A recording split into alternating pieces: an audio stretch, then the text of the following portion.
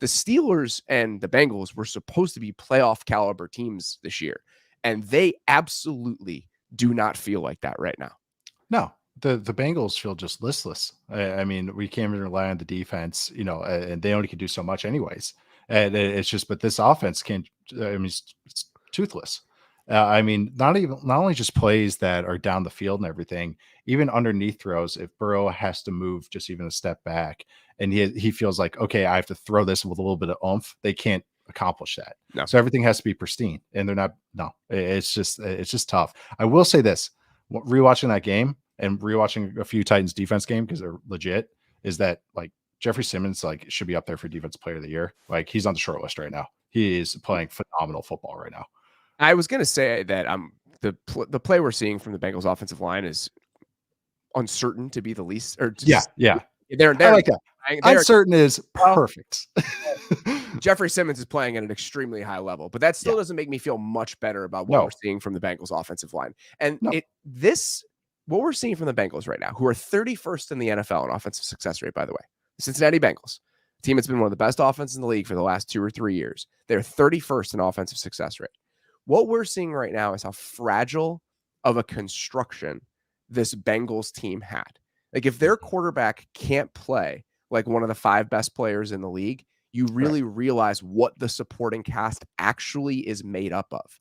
And we're seeing it. We're seeing it laid bare right now, and it's not pretty. Like, this isn't a very good offensive line. This isn't a very good running game. This isn't a very well-constructed offense down in and down out. It was simple because they like to cater to the quarterback, but when the quarterback can't be the driving engine behind what they are and what their success is, then I think you see this thing start to fall apart a little bit. You see the Jenga tower start to fall over. And it's like Burrow was the easy button for this offense. Like other offenses, there's not a lot of nakeds. There's not a lot of just like, there's some screens, but they use the same personnel in most snaps. They barely use motion. They barely use tempo. And so when you have you're not built with easy buttons, which is kind of cool that you do kind of a high wire act, and it's sweet that you do it. But when the offense is the quarterback, when he's touching the ball and influences 50 of your 60 plays, 48 of your 64 plays, like, that's a big deal when he can't do that. Yeah. That's so much. He handles the ball. Like, that's why the quarterback is so important, is they touch the ball every play, but especially with a Joe Burrow type offense where he is dictating, he is the orchestrator of this offense. He is the point guard. Okay. The point guard gets hurt. Who's creating the offense? And you just see it right now. And that's exactly right. But I also don't know what the answer is. Because that's how he wants to play. Yeah. So you're going to put him in situations where he's not comfortable. You can't really create easy buttons because it's not like you can get him on the move and give him some easy answers. So it's just a really tough position to be in. I understand what the offense looks like. I understand why it looks like that.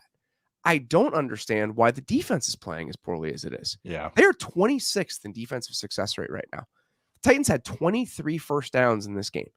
They were 8 of 13 on third down. They averaged 6.5 yards a play. This plan that they had, where we're going to let Joe play because we just need to try to gut through this 3 or 4 game stretch. Let's get to the bye. Hopefully he can get to a place where we can sneak in with 10 wins, right? Like that's the plan. He can play point guard. We'll win these games ugly, whatever. I get that. I get rationalizing why that has to be the path forward. But a necessary part of that, a necessary component of it, is your defense keeping you in these games. So if you're going to take that away, then the rest of the plan falls apart. And at 1-3, looking the way they look right now, especially the way they look today, it really does feel like we're heading down that path. Yeah, you see the other teams playing in these tough games for their offenses is that the defense is creating, or defense is doing enough. But that's what the Bengals have done the last couple of years. It's just, as excited as we get about the offense and we love the defensive game plans, it's always a complimentary football. And now you're just taking it away. And now they're not getting put in good spots. The Bengals are also going 3 and out a bunch.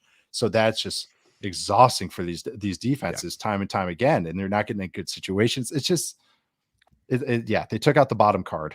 And they play the Cardinals this week. They go Seahawks, and then they get the bye. And it's like, oh my God, get us to the bye.